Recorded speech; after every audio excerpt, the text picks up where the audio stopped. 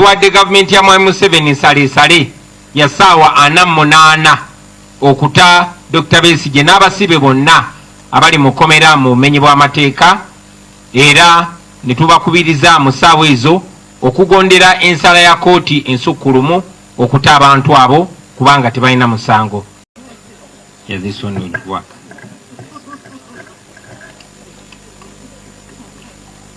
Thank you very much, ladies and gentlemen, members of the press, for being with us, especially at this late hour. We don't take it for granted. So in brief, we have just met leaders and members of different political formations. We are here united. The name later. United here to stand in solidarity with Dr. Kizza Besigye and other political prisoners and prisoners of conscience who are still being held illegally in prison even after the pronouncement of the Supreme Court. We are gravely concerned by the deteriorating health of Dr. Kizza Besigye, and we are also informed that there are other prisoners that are in a similar condition.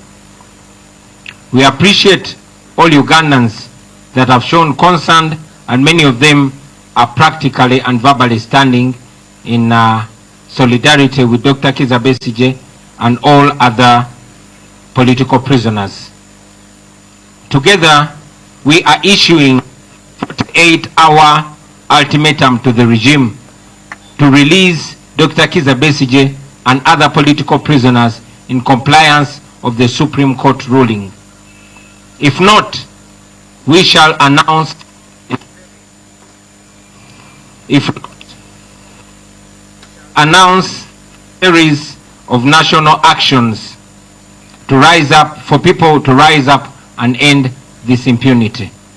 We thank you very much, and we call upon all Ugandans to join us in standing in solidarity not only with Dr. Kizza Besigye but with other prisoners of conscience that are still illegally held in prison. Mu Luganda tubebaza basebo ne banyabo okuba ero nga bwe tukunganye wano abakulembeze b'ebibiina ebyenjawulo ne bammembazi b'ebibiina ebyenjawulo tukwataganye awamu, twegase okuyimirira awamu mu baseruga ne Dr. Kizza Besigye n'abasibe bonna abaasibwa olw'ebyobufuzi olw'endowooza yaabwe era nga bakyakuumibwa mu makomera mu bumenyi bw'amateeka oluvannyuma lw'ekkooti ensukkulumu okubata. Tunyolwa nnyo era tukwatiddwako nnyo olw'embeera y'obulamu bwa Dr. Kizza Besigye gye bulimu kati, era nti n'abasibe abalala bangi bali mu mbeera bwetyo eyeraliikiriza.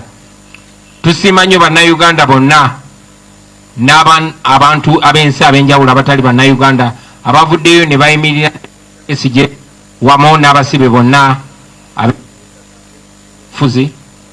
Tubeebaza nnyo abayimiridde nabo mu bigambo ne mu bikolwa. Nga tuli wamu tuwadde ensalesale ya ssaawa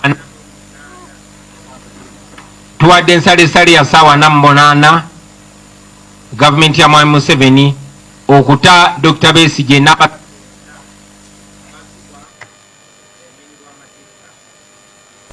nkakaddemu nga tuli wamu tuwadde gavumenti ya Mwai Museveni ensalesale ya ssaawa 48 okuta Dr. Besigye n'abasibe bonna abasibuddwa